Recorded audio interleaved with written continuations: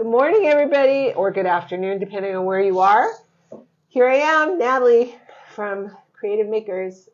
I am happy that you're here, and I'm here today with Juan Thorp. Hi, how you doing? And we're going to be talking to him today. We're in Joshua Tree today, and it's brisk. It's a whopping, 39 degrees or something. There's snow here in pretty close, not right on top of here, but pretty close, and something we Californians don't get to see very much, although you probably see a little bit more because you're in Rimrock. A little bit, yeah. Yeah, it's closer three to or four the times a year. closer to the mountains. Yeah. Better than me. Hey, Ann.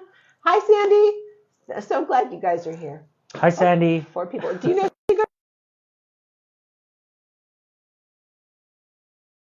Are you guys still there? I need to know.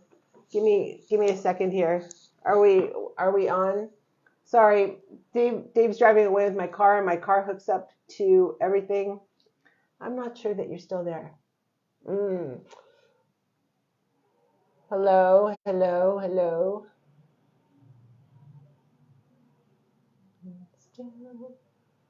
Are you there?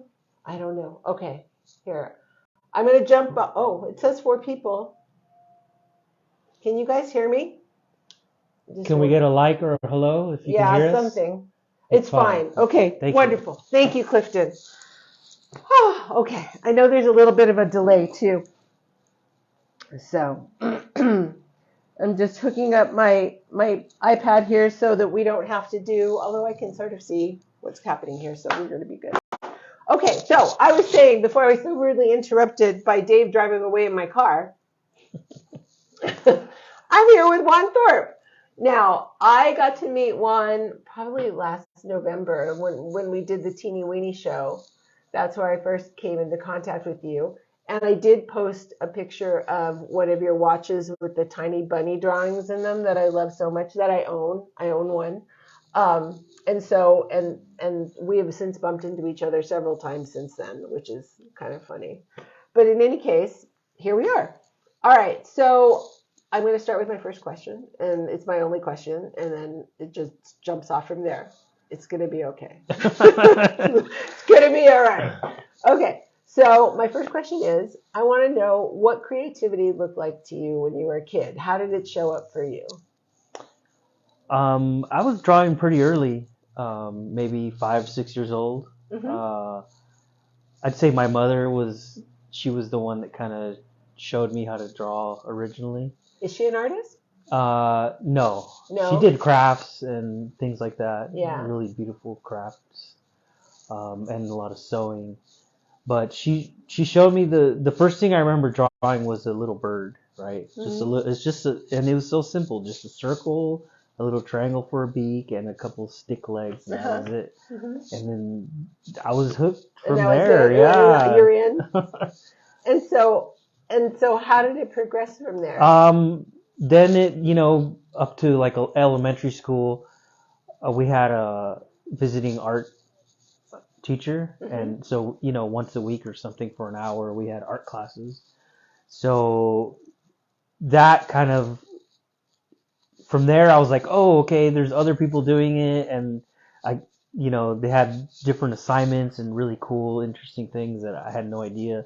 It was really about just learning, not knowing anything, and then being introduced to art and just falling in love and wanting more and more. Mm-hmm. And then from there progressing to taking art classes as much as I could in school, elementary, high school, even trying to take a class every year, Mm-hmm. a different art class, and it just went from there. And I ended up going to college for fine art. Oh, I was going to get there too. So when you were like in your younger days, did you gravitate towards drawing or painting? Drawing mostly? Not so much painting. It just wasn't accessible or just too expensive or whatever for the materials, but a lot of drawing, charcoal drawing, marker drawing. Where did you grow up? Pomona. Oh, so in California. Yeah, in California. Oh, so not very far from here at all. No. So then you ended up you actually went to college for fine arts. Yeah, and before that, when I was in high school, yeah, I think it was my senior year, one of the local galleries was offering after school art classes, Mm-hmm. and me like just wanting to absorb as much as I could, I signed up, and that was really interesting. We did self portraits, and then using paint, so I was able to use paint, and they gave us a show, and that was like my first show. Oh, I wow. think I was about 16, maybe 17, Mm-hmm. and I had no idea. I mean, either somebody told me about it and didn't listen or whatever, but I had no idea you can sell art in a gallery. And so they gave us a show, and I actually sold a piece. Oh, wow. And I was like shocked, like what? And being, 16 and getting like $50 for something I made, it was like, ding. Yeah, it was like revelation. But also just, I didn't know it existed, even being that old, just not realizing that that there was an art world. Yeah, besides, museums and books and stuff, Do you remember what the piece was that you sold? Yeah, it was a self-portrait of so myself. it was Yeah, your and it was self-portrait. very, very colorful. It was not natural color. It was all very bright and colorful. And the landlords to the building bought it, and they hung it in the office. So years and years later, when actually became a tenant, and I would go pay my rent, and I would see my piece Oh, wow. in the office. I think it's still there. So That's amazing. yeah, and they've bought more work for me since, and it's kind of exciting that it's still around, that Yeah. piece. I mean, they supported you then, they loved you then, they still love you now. I mean, it's like an affirmation. Yeah. Yeah, It's that's pretty incredible. So did you like doing self-portraits? Yeah. I mean, I wanted to learn how to draw realistically. Mm-hmm. I mean, so a self-portrait, you can tell if it's not you, or like say you do a portrait of a celebrity, Yeah. like Johnny Depp or something, and Right, you expect everybody can look at it and say that's not Johnny Depp. The nose is a little off. So I love the challenge of trying to make something realistic, or. You know what's funny though? I mean, you're talking about it being realistic, but then you also told me that you used unnatural colors. Yeah. So those things, it's sort of a funny. Yeah, the color was out the door, but Yeah. the line work and everything, I tried to paint myself. So interesting. Do you find that you do that in your work now? That you're interested in making something look like something, but there's also an aspect of it that you don't want to look like anything? Honestly, my work now doesn't look like anything, color lines, it's very abstract. Yeah. So yeah, it's different. Yeah. Yeah, unless I do also do kind of illustrative work of rabbits, space rabbits and toads and stuff. Yeah. So I try to make them look kind of anatomically correct, like so that people know it's a toad. and the colors know it's again. a rabbit. Yeah. So I do a lot of different kind of work. So you where did you go to school, to college? Cal Poly Pomona. Oh, did they have a good art program there? Yeah. I didn't. They had. Oh, really? It's not there anymore? Yeah, they got they no longer have the fine art major, so it's graphic design and art history. Isn't that interesting? Yeah. I wonder why they got rid of the fine art thing. Money, I don't know. Yeah. Yeah. So when you were doing fine art, did you study like all the forms? Yeah. Is that part of? I never know how every school's Yeah, program so works, I think for a bachelor's degree, you have to do sculpture, design, ceramics, printmaking. You have to touch a lot of everything. requirements. Yeah, you have to life drawing. I did a lot of. So I was. Did you just fall in love with all of it? Oh yeah, I loved all of it. Yeah, I bet. I just have the urge to learn more and learn different things. You strike me as someone who really is like an artist that can't stick to one medium, and that you like trying everything out. That's the name of this group, by the way. Creative makers, artists that can't stick to one medium. Yeah, and right now I'm all over the place. I'm mostly a painter, mostly acrylic painter, abstract. Mm-hmm. But I'm doing gouache illustrations of rabbits and toads. I'm doing digital drawings on Procreate on the iPad. Wow. That's kind of new. A little bit of digital animation. on different Adobe programs. I recently started doing pixel art. What is pixel art? Just really low resolution digital art, so you can see the individual dots. Oh, okay. So that comes from like video game culture, Yeah. 8-bit drawing, that type of thing. So I'm doing that. Well, here, before we go into that, I want to go back to like going to school. So you graduated from Cal Poly Pomona. So I mean, people always say, now I've got my art degree. What do I do with it? So what did you do with it? How did you move it forward? I'd say the most of it, I've been in the gallery world for the whole time since out of college. So I've had a gallery one way or another. So I use that knowledge. Also just continuing to paint and travel. I mean, while I was in school, they offered a summer travel program, so we got to go to Europe and see like all the masterworks. Oh, nice. I don't know, does that answer the question? Sure. Well, you know what I'm curious about, because I mean, kids come out of school and stuff, and so all of a sudden they're presented with this idea. Okay, now I gotta get a job. I gotta make some money. I've got to establish myself in some way, shape, or form. You know, I've got to figure something out to like stay alive. And so I'm wondering, like, what did you do? I mean, while you were in college, did you have a gallery representing you? No. No. Okay, so this was after. Yeah. Actually, I never really had a gallery represent me. So you just had galleries like I had my own galleries. I okay. curated my own shows.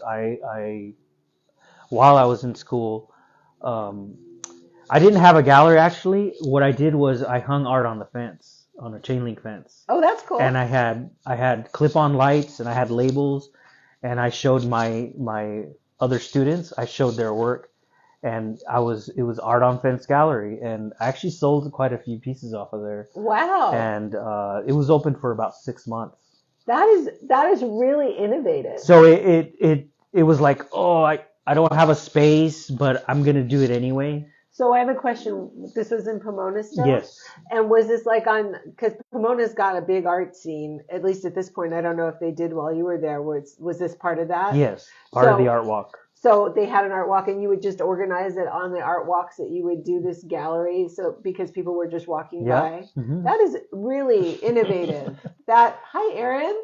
Hi, Erin. That is a really great idea for those of you who are interested in doing this sort of thing, or sort of like getting your work out there, don't have a space to show, don't know anybody that wants to show your work, but maybe if you could set up even an outdoor space in an area that's well populated. I mean, I see it happen downtown in Los Angeles when they used to have regular art walks too, that kids would just line up on the sidewalk and have a couple of big poster boards with a bunch of paintings hanging off of them and sell them that way. I mean, that's definitely doable. That's a really great idea. But as far as like having a degree in fine art, now what I'm going to do? Yeah. What am I going to do?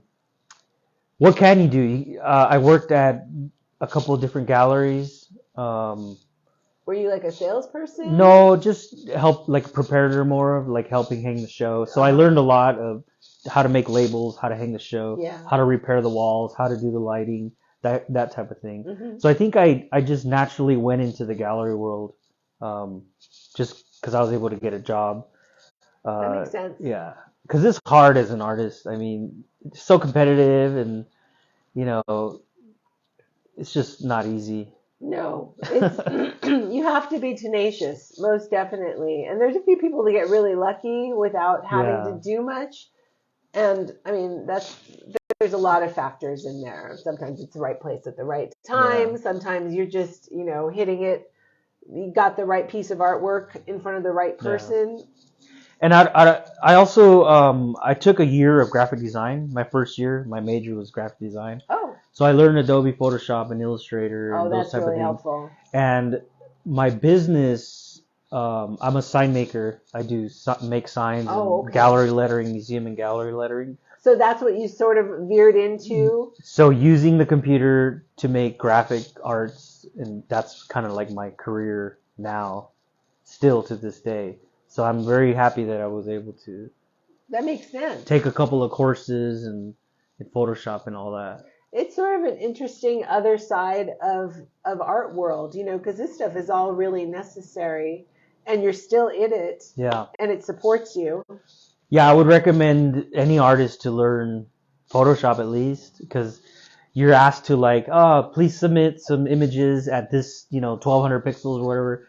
And if you're not sure how or something, then it's a struggle. So it It's a helps. struggle for me. I mean, I can use the computer moderately well, but I mean, I hate Photoshop. I don't like it at all.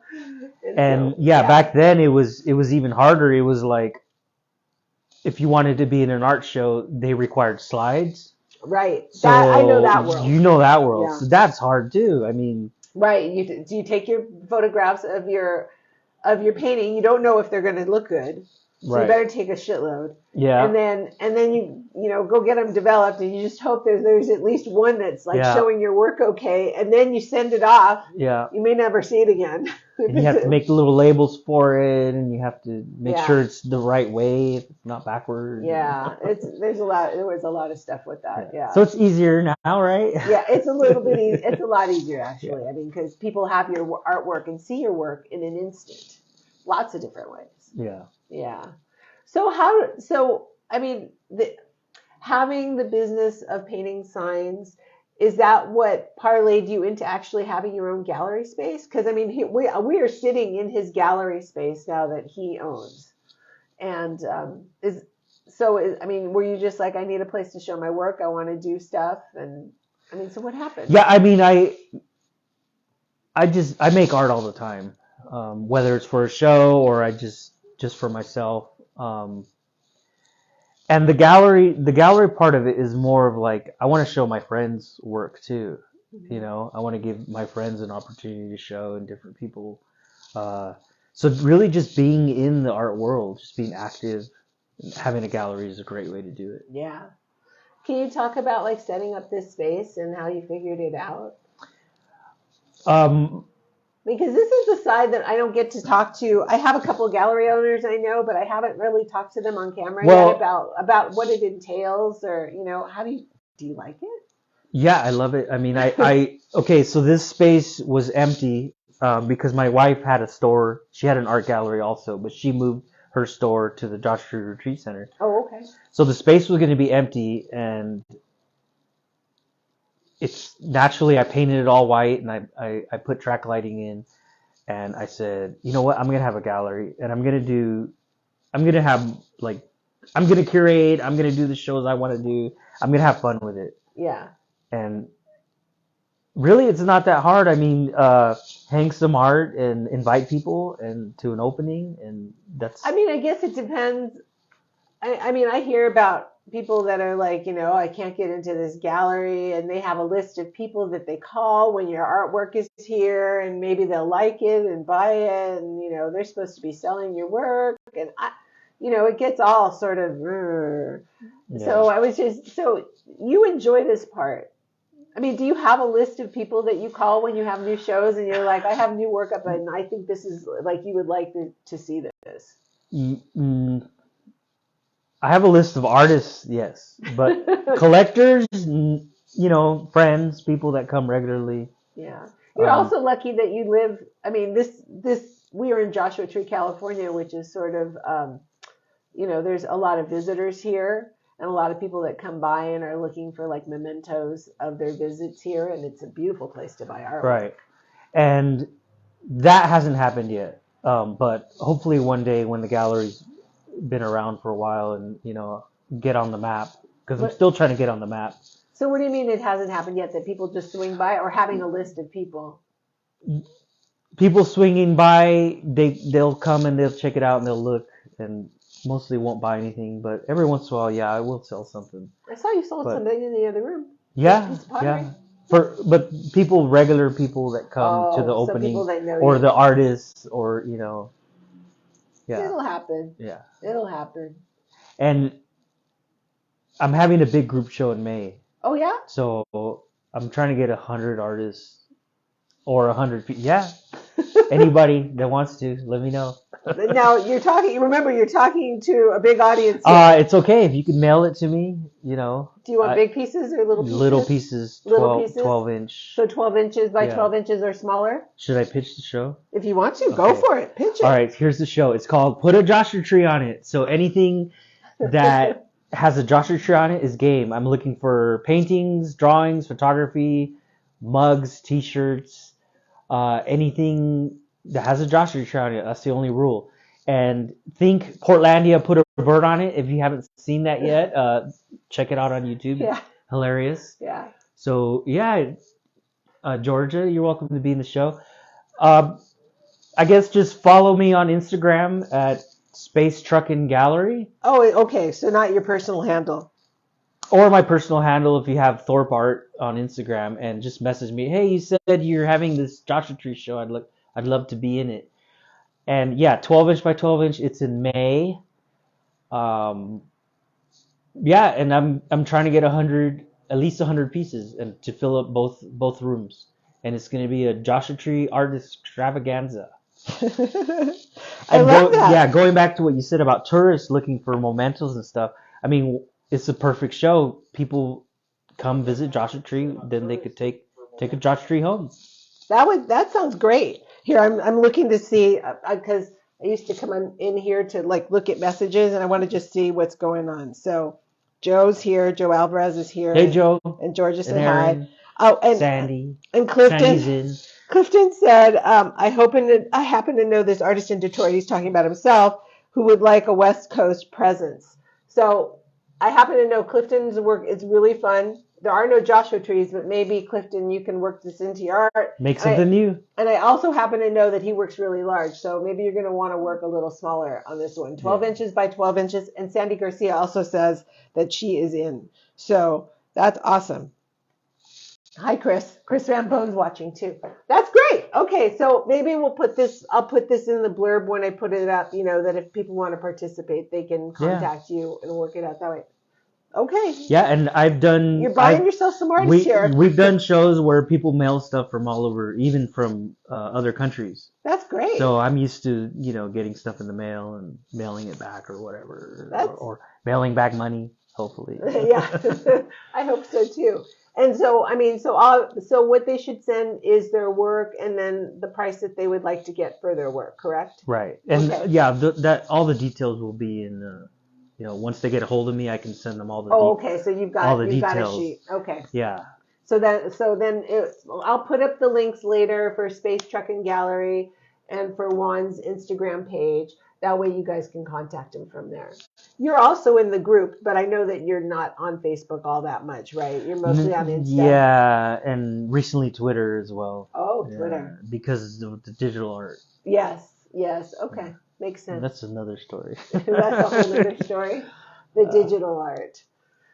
All right, cool. All right, well, why don't you, we're in his gallery right now, and right now he's got a show up in nearby Palm Springs. They're celebrating what they call Modernism Week, because Palm Springs has many, many, many architectural structures that were created in the 50s. And it was a big rat pack place. And so it's having modern type furniture, modern type home, modern type art is very much of the norm for that area, and they really celebrate it during this time of the year. And so Juan's got his gallery set up here as a tribute to modernism. So all of the work, the room that we're in right now has work from him and his wife's personal collection that looks like modernism. It has a more modern take to it.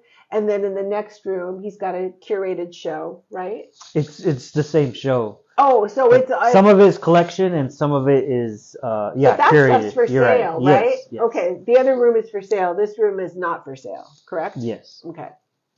So anyway, but we've got some of Juan's work here. So why don't you pull some over and let's start talking about it.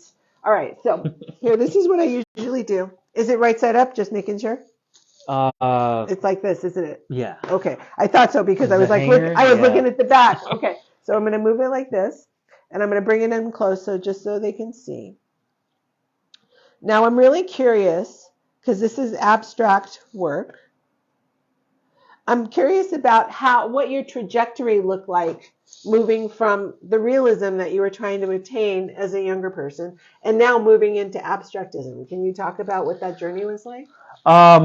It's a long journey, and it started off from doodling, honestly, from just I couldn't stop drawing, so I'd just be doodling all the time, and then a good friend of mine, Terry Castillo, saw one of my doodles and was like, "Wow, that's actually pretty nice. Like, why don't you like pursue that or continue?" And that's really where it started, where I was like, "Oh, okay, I could kind of take these kind of seriously." I started, okay, now they're not doodles, now they're drawings, and I'm starting to color them in, and I'm starting to make them bigger and paint them on canvas, instead of like note paper or whatever. So really just taking a doodle more seriously and taking it further. And now they're I mean, and you can see now they're turning into kind of like even together they're sort of nice. Yeah, now they're kind of like glyphs. So there's a lot of this is kind of Aztec influence. Yeah. I see that.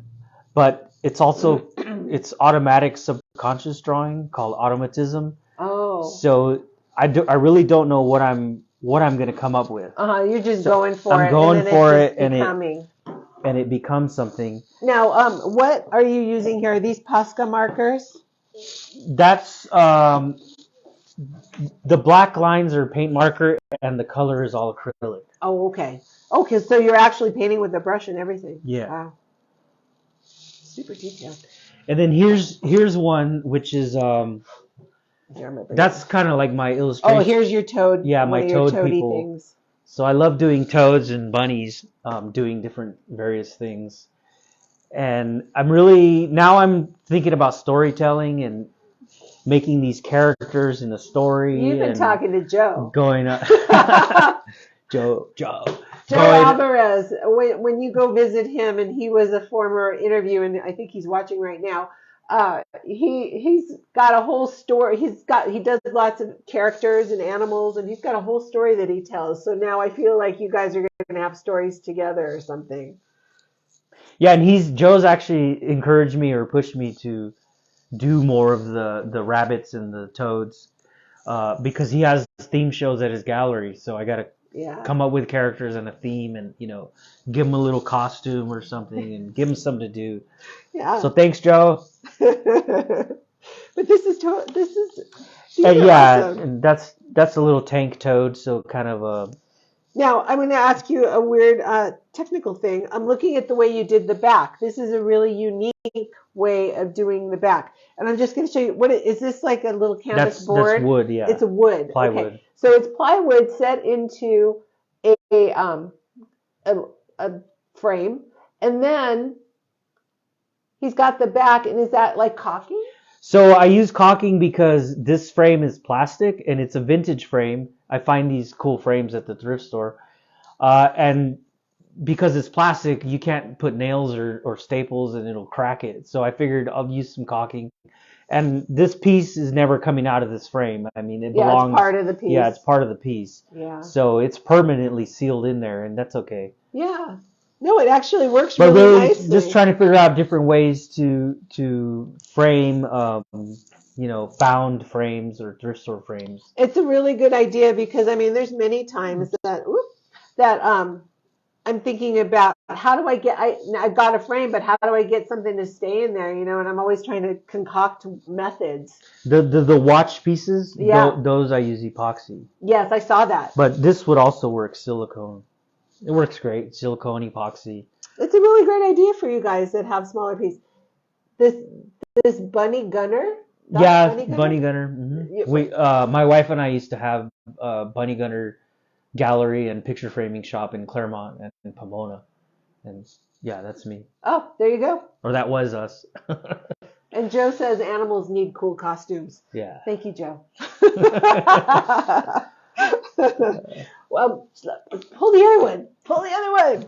Here's another one in a vintage frame, and that's like a bunny bush or bunny tree. A bunny tree. I'm going to bring it over closer. Oh, now I see the bunnies. A bunny bush.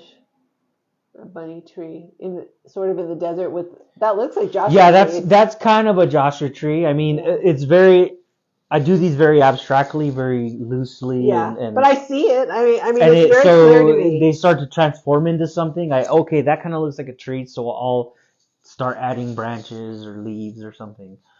But And is this also on wood? this is on wood. And then is it also acrylic? Yes, All acrylic? acrylic. Wow. Because it almost looks like watercolor in some places. Actually, that one might be gouache. You know what? It looks like it might be. It's more matte finish. Yeah, right? Yeah. it looks like it might be. And then this is another one. Another vintage frame, and if Yeah. you look down here, made in USA. So, oh yeah, that's it. So these are really vintage frames, and it's mold made plastic, and I just love finding these old frames. And again, because it's plastic, you can't put nails through it, or right. So he's got like a clear glue. Yeah, that's epoxied on there, and then I use some silicone to hold it in there.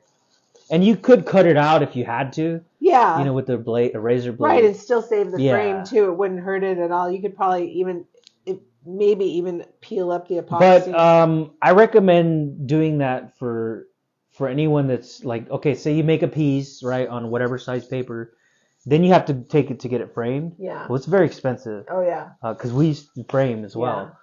So that's kind of a shortcut. Find the frame first, and then make paper or a piece of wood for that specific frame. And then it's ready to go. That's not a bad idea. I like it. Although sometimes you just don't know what kind of frame you're going to want for your piece, Right. It's kind of working backwards, the frame is influencing the art. Yeah. But it's challenging at the same time. Yeah. It is a challenge. Most definitely. I love this idea of, I always hunt for frames, but I never think about plastic ones and how they really are. Well, most old. Plastic ones are terrible. But this one is made in the U.S. Right. No, probably in the 60s or 70s. I have no idea when they stopped making stuff in this country, like especially frames. It's probably about them, I would say. It's probably about them. It's a really sweet little jar. And I spray painted it. I think it was white originally. And that's what I was going to ask you too. They have scratches. They've been in thrift stores. They get scratched. They have pieces missing. So it's, you can repair them and spray paint them black or whatever you want. And then rework them. Yeah. I didn't even think about spray painting them, but you're right. It would be really easy. Let me put this over here. And these are, I do these pretty quickly. These are, again, automatic drawings. These are on paper, and I use brush pen. So, again, these are like the glyphs that I'm... they almost look tiki-ish sometimes to me. Yeah, kind of. Okay, so like, you think Mayan, tiki, graffiti. Yeah. Abstract, psychedelic, there's a lot of influences there, but very subconsciously drawn, so nothing specifically. So you have no idea what's happening when you're just going for it. It's reactionary, so if I see something, okay, that's working, so I'll keep going in that direction. But this is, I've done these for a long time, so I think this is developed to this right now. Now, when you line these up, do they mean anything to you once you put them down? Do you see something that's happening within you, like coming out on this? Is it so abstract? It's abstract and in every way. Yeah. and there is variations. Like sometimes I'll do this, but I'll say I want to make a face, right? None of these are faces, but I'll try to force it into, okay, there's a nose, there's a couple of eyes, there's a smile, but it's not natural, and it's a little bit of a challenge. And it's a struggle. Yeah, it's a struggle. So is this the only kind of work that you're focusing on at this time right now? This automatic drawing sort of situation? And the characters. Yeah. I just did one for for Joe Yeah. for his Wes Anderson show. So I made a couple of bunnies wearing, the characters from the movie wearing their costumes. Right, and I own one of the bunnies. Oh yeah. Yeah, You have this I have time the capsule. time capsule. Yeah. Right, and I have one of the bunnies. So yeah, I'm doing a lot of different avenues, and it helps for artist's block. Like I'm working on something, I either get tired of it or running to a dead end, or Mayan graffiti, exactly. Not happy with it or whatever. Well, I'll switch to something else. Right. I'll switch to digital, change. Ceramics I want to get into. It's not, you have to find a studio, you have to find the kiln. It's not as easy as drawing, painting, whatever, but I do want to do some ceramics. There's a woman there. Did you know about microwave kilns? No. There are kilns that you can buy now. You have to do small pieces. And I keep trying to get this woman, I keep trying to interview her, but she's busy, so I can't. She lives in Pasadena, but she's mastered like the microwave kiln. And they're like this big, and you pop your art inside and you cover it up and you stick it in your microwave and it gets to cone 6. Oh, wow. Yeah. Like in a real microwave? In a regular microwave. Wow. Yeah, like she has a microwave like set up just for this so that she doesn't have to deal with any of it. But I mean, she takes the stuff out. I see her videos and she lifts it up and the stuff's glowing red like it would in a kiln, and she glazes and the whole deal. And she's, for jewelry and like small little itty bitty pots and stuff. Maybe that's what you want. Yeah, maybe. One of these days I'm going to get her on. But anyway, we'll talk about that later. Okay. They're like $50 on Amazon. Oh wow. Yeah. And then sourcing the clay is easy. Yeah. It's just art store. Hello. You can just order. Yeah, give me 25 pounds of clay. Yeah. You're all set. Ready to go. It's not going to be that hard.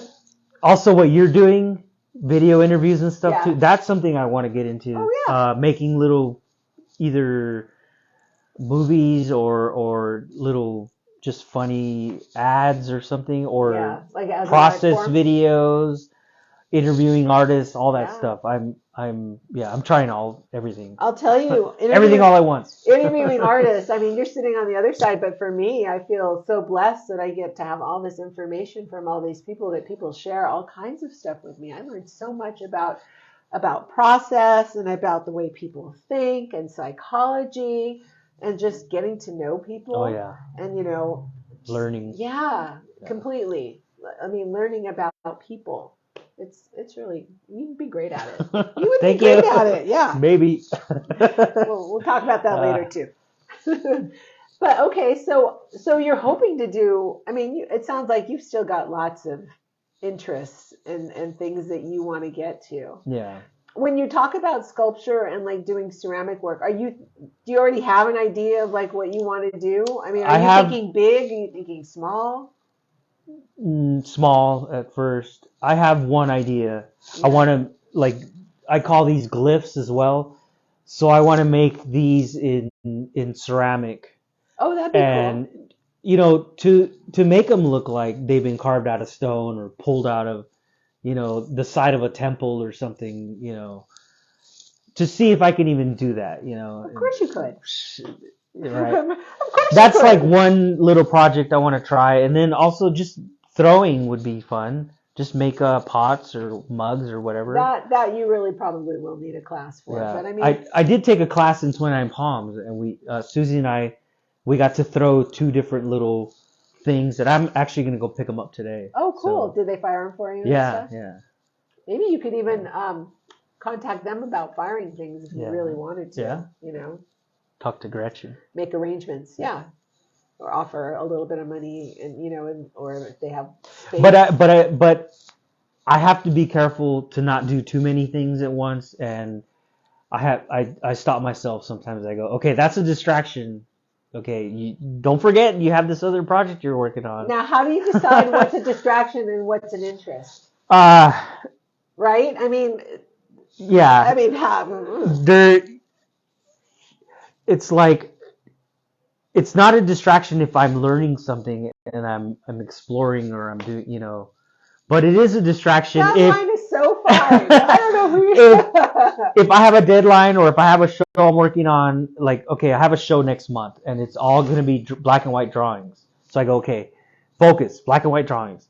So don't work on any paintings. Don't work on any ceramics. Okay. Don't work on, Right. maybe a little bit, a couple hours in between somewhere is fine. But don't start a new project Right, when because you you still got have, something that somebody's waiting for right. something. I totally get that. But still, if you don't experiment or try new things, you'll never know, and you might discover something completely like mind blowing that you'll change direction. Yeah, So no, isn't it great? it's both and all of it. Isn't it so interesting how one thing leads to another? You don't even know that that's going to happen or that even the intention is just one curiosity. And all of a sudden, 10 curiosities later, you've got a whole different path that you're on.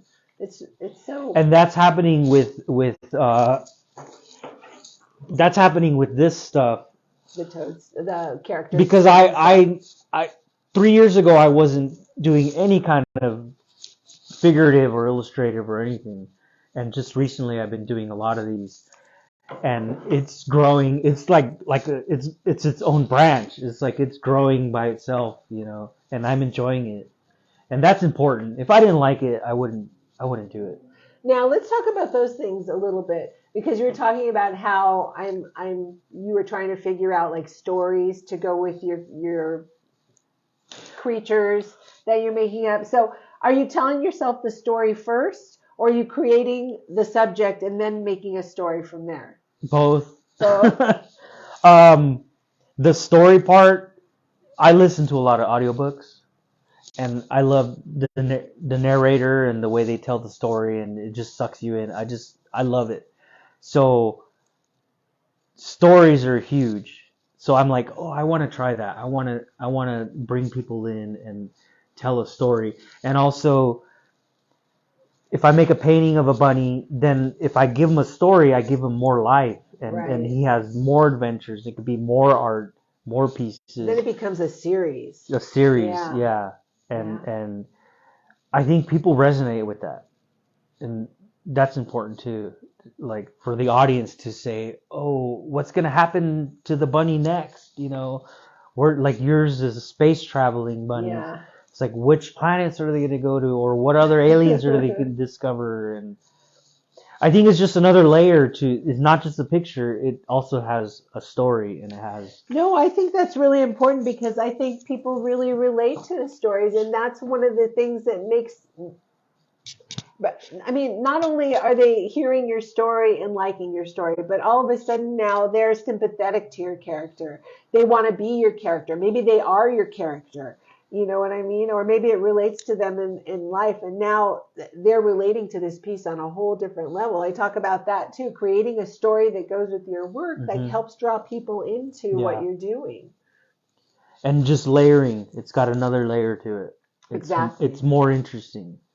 Have you thought about like doing like short stories to go with every piece? Like no, I haven't. But I'm going to throw that out there because it just sort of came to me. It'd be sort of interesting to have a painting that somebody would buy, and it would be a tiny booklet. It's a great idea. With this very small story that went with it, that hung from it, or something like with a tassel. Something sort of fancy. It's a great idea. I mean, just go back to. You're welcome, by the way. Go back to something like Peter Rabbit, right? And the beautiful illustrations, right? Yeah. So you got the art, illustration, and then you have the story, but that's completely different. But we can, use that as an example. Make the art, make a beautiful piece of art, because that's what we're used to doing. But add a story to it, or maybe make 10 pieces, and each piece is a page of a book. And make a short story, like a 10-page book, illustrated book, or whatever. Something. It seems like such a natural place for you. And for you too, Joe. This is for you too. Joe, you got to write. All right, let's see. I want to see what these comments are looking like. All right. Sandy says, Juan and Susie blessed me with my first solo show in 2015. Thank Yeah, you. it was a beautiful show. Yeah, Yeah. I love her stuff. I got a new piece of hers. She gave me a little piece a couple weeks ago. I saw her. I should show that. Let's see. So Georgia says she wants to be in her show. Sandy says she's in. Joe's watching. Clifton says he's asking 12 by 12 by 11 over 16 on gallery wrap canvas. I think anything, right? You don't care like what for your show if it's gallery wrap canvas or No, yeah, paper or it could be anything. or plywood or whatever. It could be loose paper. It doesn't have to be framed. And it could be a little sculpture. It Yeah. could be anything as long as it's got a Joshua tree on it. Right. Okay, there. And if it's a T-shirt, it's going to be bigger than 12 by 12, and that's fine. And we can have like a rack of T-shirts or something. Oh, okay. So T-shirts are okay. T-shirts are okay, yeah. Okay. Let's see. And it should be new. Make something new. Right. Although it might be. I was thinking about how funny it would be to buy a whole bunch of thrift store art and just slap Joshua trees all over it. Go for it. Doesn't have to be. Yeah, it could be a print. It could be. Be careful what you wish for, friend. Yeah. Well, we got plenty of wall space. Yeah, this is true. You really do. And it's Clifton says, sounds like he abstracts much like me. Yes, Clifton does mostly abstracts. Clifton's asking, is there a restaurant near him that might enjoy an archival quality giclée for free on loan? I don't know. You could try the Frontier Cafe down the street, but yeah, but I don't have any connections with any restaurants. You're going to have to reach out to them and Clifton. Sandy says she wants 4 bowls, please. 4 bowls? Yeah. Oh, ceramics? I have. You got an order. I got a deadline. When's the deadline? No, kidding. Clifton says this gentleman is so dynamic. How the hell does he sleep at night? Do you sleep? Yeah, I sleep. I'm very busy with work, my day job. I bet. But every free chance I got, I'm making art, or hanging an art show, or going to the museum, or watching what is it, the PBS? It's drawing a blank.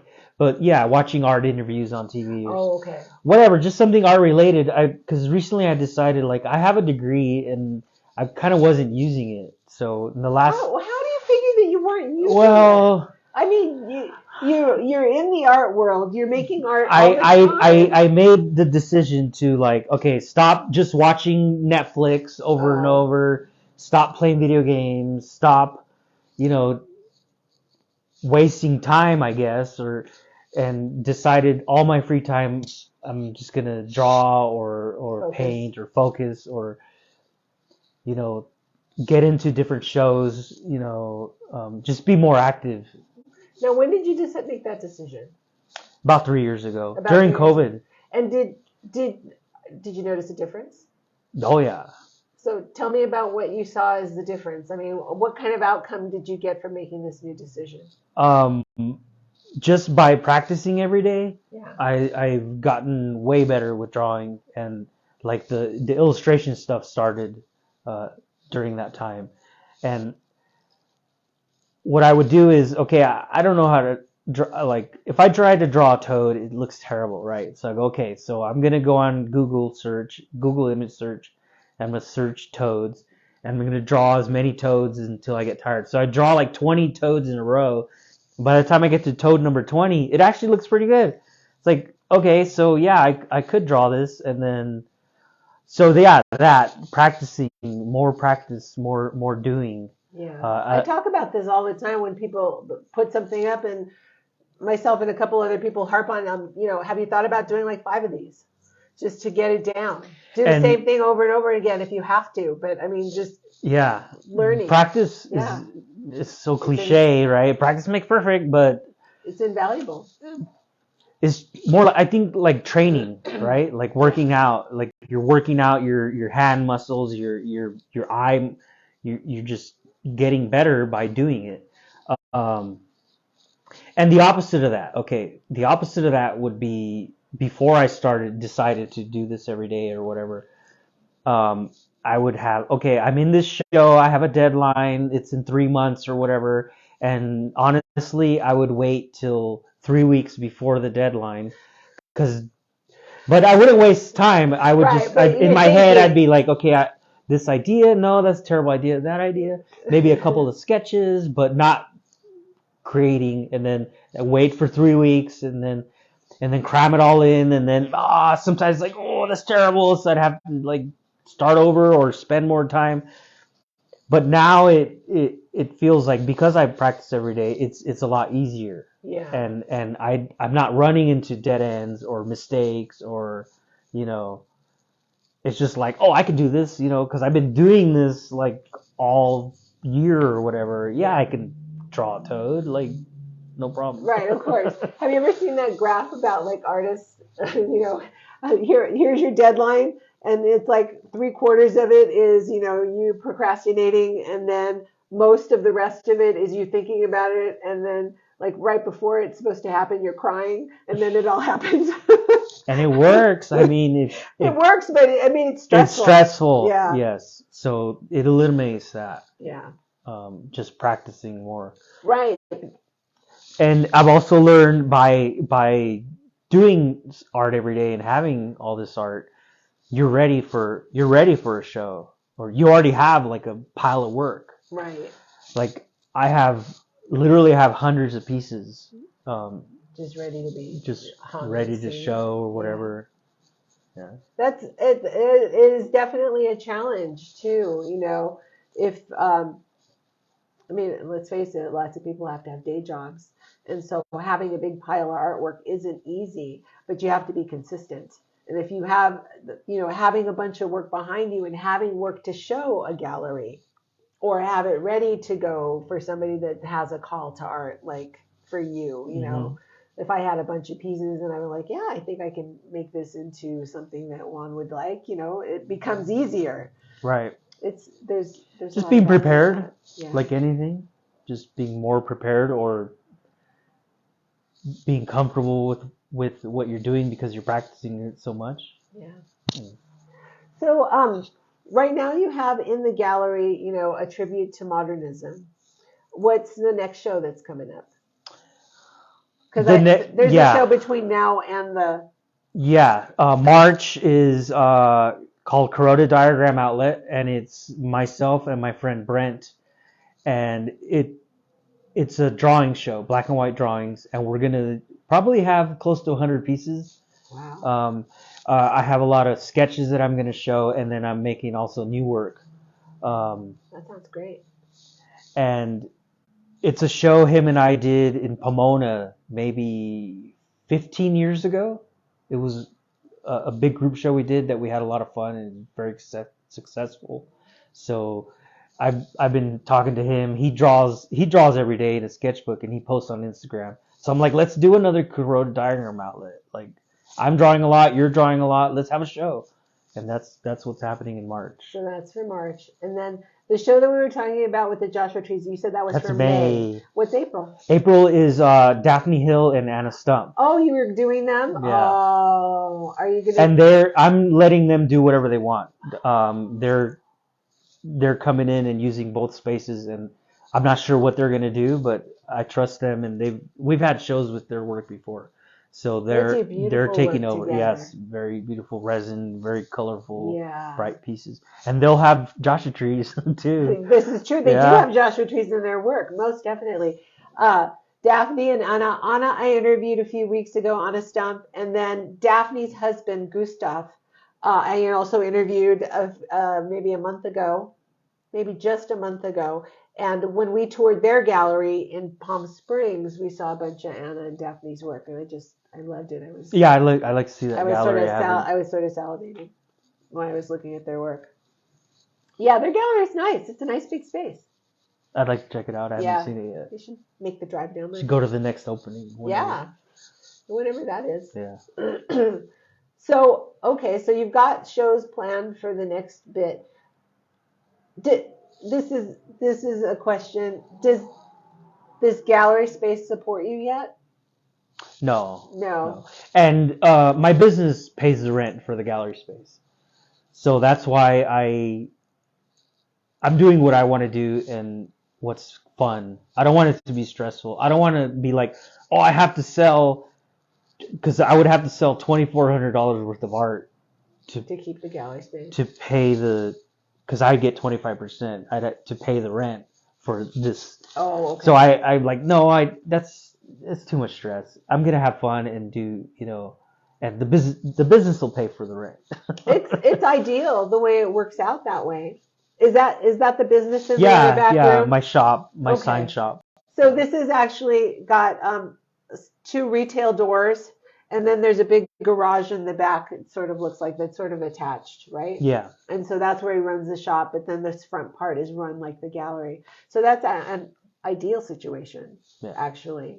And we've always had a gallery, and it's always been kind of secondary to the business. Like we had a picture frame shop that kept us really busy, and then we had an art gallery in the front. So it's kind of the similar situation.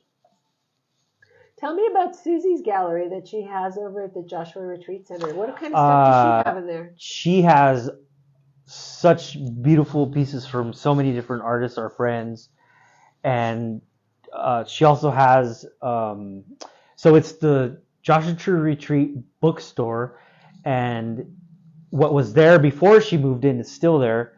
So they have rocks, they have books, they have and she added Desert Peach, which was fine art, prints, and also our friend Albert's vintage clothing. So it's quite a mix of different things, but she's doing really well there. A lot of tours going and checking it out and buying stuff. That's great. It's amazing. But yeah, a place where there's visitors. Yeah, it's pretty slow here, but we're trying to work on that, turning this into. I think this is coming along very nicely. The Yucca Valley Art Walk every third Saturday. Yucca Valley Art Walk. Yeah, if you ever want to come out here, there you go. That's good for me to know too.